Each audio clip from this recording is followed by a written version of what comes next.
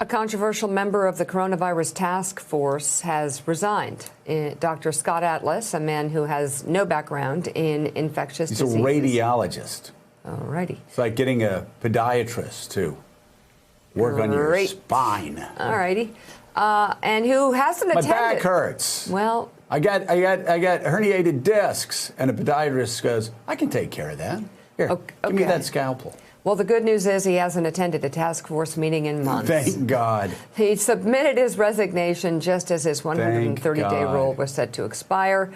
Let's bring in NBC News political reporter Monica Alba. Monica, was he qualified to? What great impact? I object. Leading question. Monica, leading question. What great impact what did Scott Atlas do?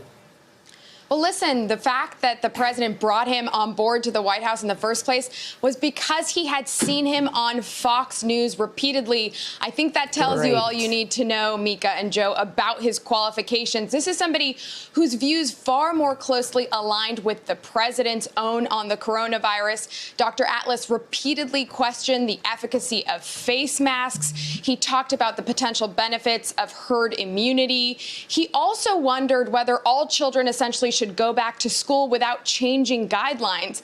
So when the president would watch him go on Fox, he said, I need that doctor on my task force. That happened sometime in late August. And that was when you saw a really notable shift from doctors Birx and Fauci, who had really become a near daily constant presence, taking questions in the briefing room, telling Americans what to be most cautious about, really disappear. They were sidelined in favor of Dr. Atlas. And they actually, according to my reporting, made their views very clear to the vice president and to others on the task force, saying we're not comfortable with any meetings in the Situation Room that involve Dr. Atlas. His input is controversial, it's misleading, and we simply don't want to have to be at the table with him.